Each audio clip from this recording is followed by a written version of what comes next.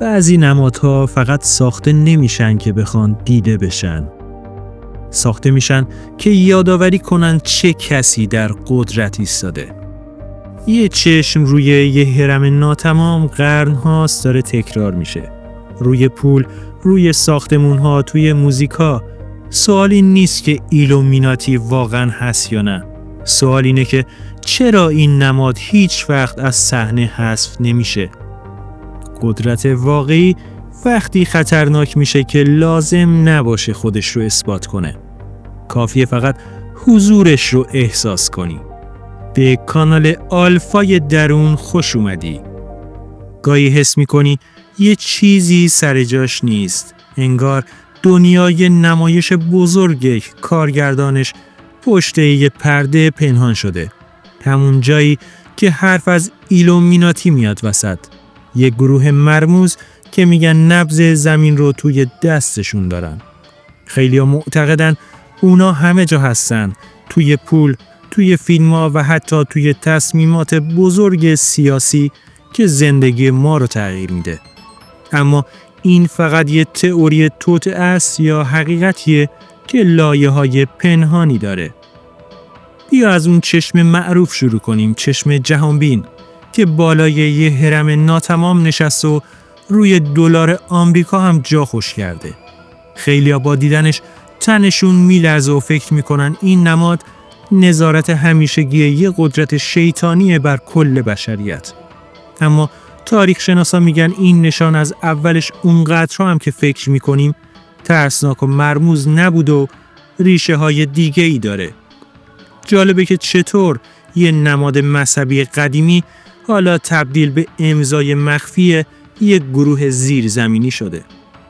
واقعیت اینه که ایلومیناتی واقعا وجود داشته، اما نه اونجوری که توی یوتیوب و اینستاگرام میبینی. سال 1776 توی بایرن آلمان یه استاد دانشگاه به اسم آدام این انجمن رو راه انداخت تا با خرافات بجنگه. اونا میخواستن قدرت کلیسا و دولت رو کم کنن و به جاش عقل و منطق رو بشونن. اون زمان عضویت توی این گروه ها مثل یه بازی خطرناک بود که جایزش تغییر کل دنیا بود. اما مشکل از جایی شروع شد که دولت بایرن ترسید و فعالیت این گروه رو کلاً غیر قانونی اعلام کرد و منحلش کرد. از اون زمان به بعد ایلومیناتی رسماً از صفحه تاریخ پاک شد.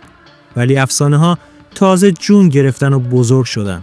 مردم میگفتن مگه میشه یک گروه با اون همه نفوذ به این راحتی غیب بشه و بره پی کارش؟ همینجا بود که بذر شک پاشیده شد و میوه 100,000 تایی شد این همه تئوری عجیب. حالا سوال اینجاست، اگه اونا واقعا منحل شدن، پس این همه نشونه و کدهای مخفی توی موزیک ویدیوها و فیلمها چیه؟ از مثلثایی که سلبریتی ها با دستشون میسازن تا تک چشمایی که توی دکوراسیون کنسرت ها به کار میره. همشون مشکوکن. طرفدارای توطئه میگن اینها روش‌هاییه که اونا دارن به ما میفهمونن که هنوز هم قدرت دست اوناست. اونا معتقدن که این پیام‌های زیرپوستی ذهن ما رو برای پذیرش نظم نوین جهانی آماده میکنه. خب دوست من، اگه تا اینجای ویدیو همراه من بودی و چنین بررسی هایی رو دوست داری، همین الان لایک کن و کانال رو سابسکرایب کن. چون هرچی جلوتر بریم تصویر واضح‌تر و شاید نگران کننده تر میشه. اما یه نگاه واقع بینانه هم وجود داره که میگه همه اینها فقط بازی‌های تبلیغاتی و مارکتینگ برای جذب مخاطبه. سلبریتی‌ها خوب میدونن که مردم عاشق معما و داستان‌های ترسناک و مخفیانه هستن. پس ازش استفاده میکنن تا سر زبونا باشن. هرچقدر بیشتر دربارشون حرف بزنیم، اونا معروفتر میشن و پول بیشتری به جیب میزنن. حتی به قیمت متهم شدن. در واقع اونا دارن از کنجکاوی و ترس ما به نفع برند خودشون استفاده‌های کلان میبرن. با این حال نمیشه انکار کرد که دنیا توسط یه مش آدم خیلی ثروتمند و قدرتمند اداره میشه که ما حتی اسمشون رو نمیدونیم. جلسات محرمانه‌ای مثل بیلدربرگ وجود داره که سران دنیا دور هم جمع میشن و پشت درهای بسته تصمیم میگیرن. آیا اونا همون وارثان ایلومیناتی هستن که حالا با کت و شلوارهای شیک و برند دارن دنیا رو مدیریت میکنن؟ پاسخ به این سوال مرز بین دیوانگی و هوشیاری رو برای خیلی از محققین این حوزه کاملا از بین برده. چشم جهانبین در اصل قرار بود نماد مراقبت خداوند از بشریت باشه. یه جورایی یعنی خدا همیشه ناظر بر اعمال ماست.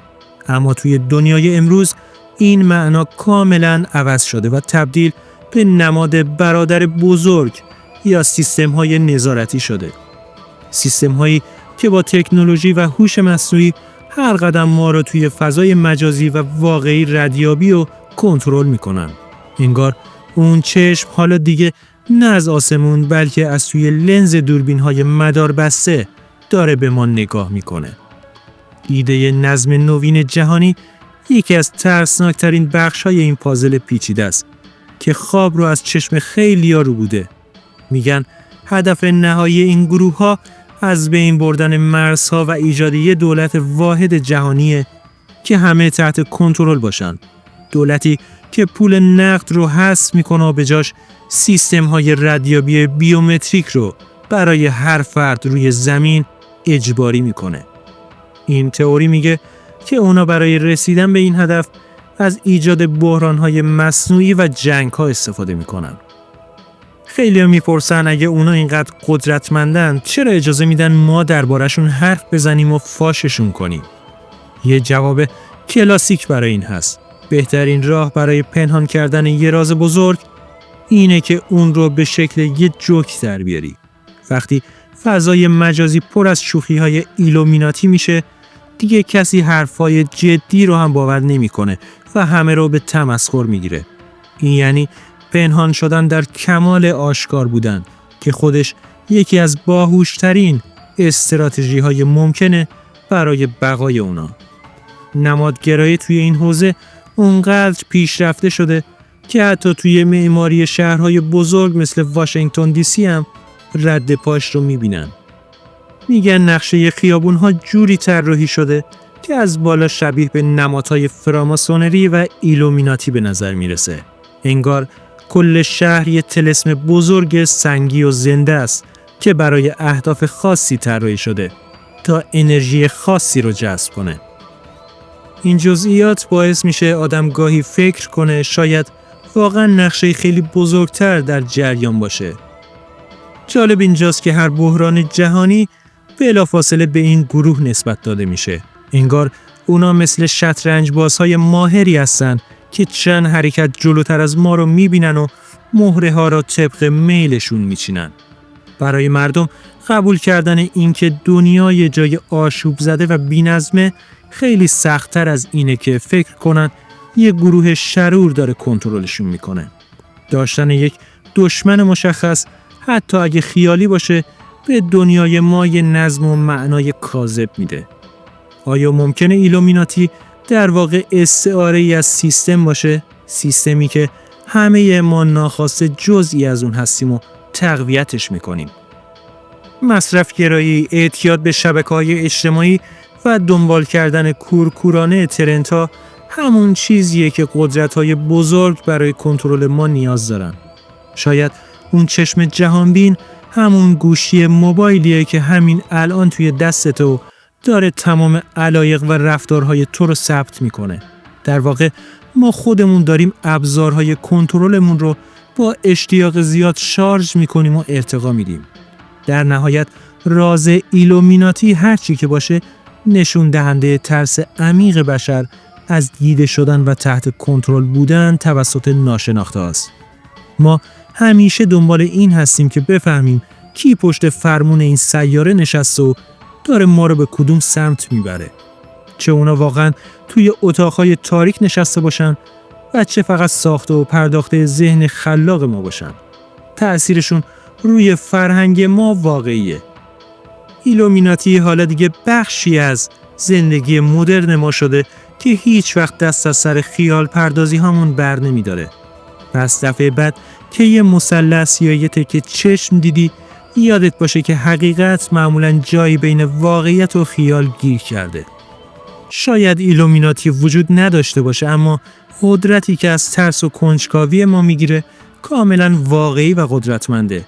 دنیا پر از رازهاییه که شاید هیچ وقت فاش نشن و همین جذابیت زندگی رو 1000 برابر کرده. مراقب باش که چقدر در این مسیر جلو میری، چون بعضی سوالها وقتی پرسیده میشن دیگه نمیذارن مثل قبل فکر کنی. حقیقت همیشه فریاد نمیزنه، بعضی وقتا فقط نگاه میکنه. به نظرت ایلومیناتی یه گروه مخفیه یا اسمیه که ما روی ساختار بسیار بزرگتر گذاشتیم؟ نظرت رو بنویس و اگه میخوای این پرونده رو عمیق‌تر باز کنیم سابسکرایب کن، چون این داستان تازه شروع شده.